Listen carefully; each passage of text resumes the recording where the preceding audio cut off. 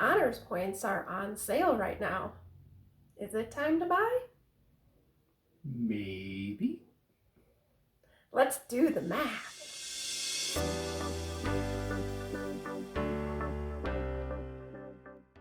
Hello, you've reached the Potages, and we're not home right now. I'm Greg. And I'm Dawn. And we're here today to talk about the Hilton Honors Point Sale and whether or not we are going to take advantage of it. We're going to run through all of the math so that you can make a decision of whether you want to sink your hard-earned cash into buying points for future travel. Quito, Ecuador.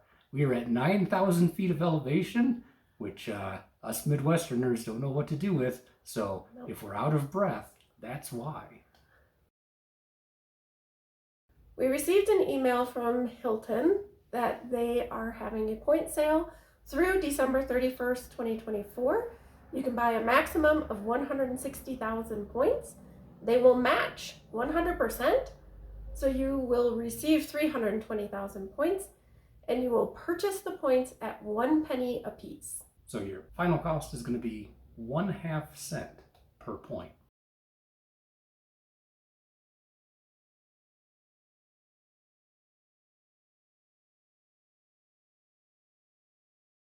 So we're going to run through some examples of hotels that we could hypothetically be staying at in the next 6 months. We don't really recommend hoarding points and planning on holding them for years because they get devalued. But it's reasonable to say if you think that you're going to spend the points in the next 6 months and it's a good deal to go ahead and buy them. So let's go through just say a half a dozen examples of hotels. Looking at these hotels, at first glance, we said, no, this isn't a good deal. The points rate is higher than the cash rate. You know, if you got a $100 room and they're asking for 20,000 points, you say, okay, well, it's the same. But when you have a $100 room and they're asking for 24,000 points, now you say, well, it cost me $120 to buy those points, so that's no deal. But the thing you have to remember with Hilton and with many of the chains is that when you book with points, that's what you pay. There's no extras. So in the case of Hilton, you are going to pay all of the taxes and fees when you book with a cash rate. And in some countries, that can be significant. You could be talking easily 20%. But the other thing is that points rates are almost always fully refundable up until either 24 or 48 hours beforehand. If you want to have a cancelable room, Hilton's just like everybody else. They're going to charge you more to make your rate cancelable, and that cancelable rate can be significantly more. And the final point is, with Hilton, every 5th reward night is free. So that means you pay for 4 nights, you stay for 5. So when you start calculating that all in, the points purchase starts to be more intriguing. If you're interested in any of the credit cards or programs that we use, we have links in the box below. We also have reviews of the hotels that we've stayed at that you can get to through our channel. And now we'll go through the math. We just finished 28 days in Panama City, Panama. So we went back and we looked at some of the Hilton properties, the Panama Hampton, the flexible room rate is 107.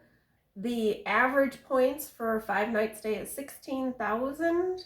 That comes out to $80 if you look at what we paid for the points. So it's a discount of $27.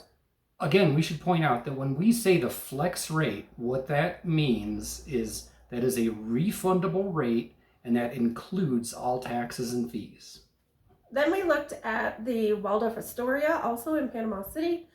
The flexible rate is $220 per night, 32,000 points over a 5-night average.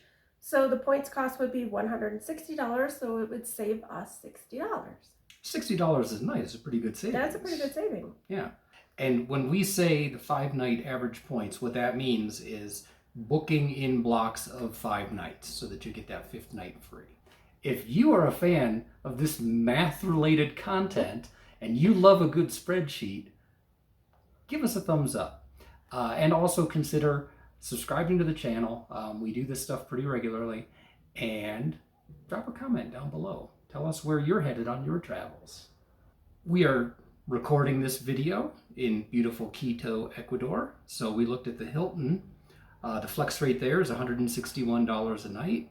They want 24,000 points to book it, and that is a points cost of $120. So that is a $41 discount with points. Next on our travel, we were going to Lima, Peru. So we looked at the Hampton. They want a cash rate of 122 or 16,000 points. That works out to $80, which would save us $42 a night. I mean, look at that, 28% tax with that cash rate. So this is why when you look at the cash rate and the points rate initially, you say, well, no way, until you go ahead and you say, hey, what's my final cost? Well, your final cost is going to include that 28% tax. Lima is terrible for tax. So we also looked at the Hilton Garden Inn, 134 flex rate, 25.6K. It's kind of an odd number, but that's because you divide it by 5. Points cost is $128. You save a little bit, $6.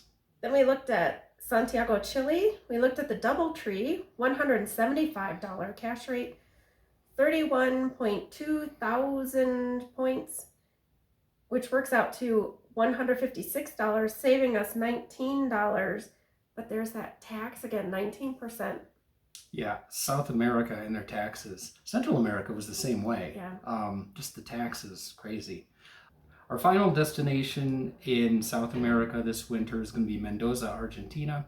We looked at the Hilton there.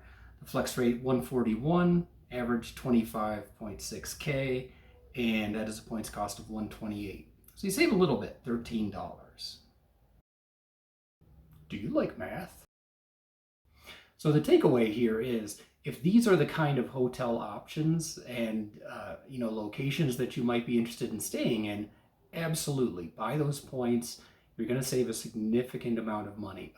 And 320,000 points in your bank at 20,000 points a night, it's only 16 nights.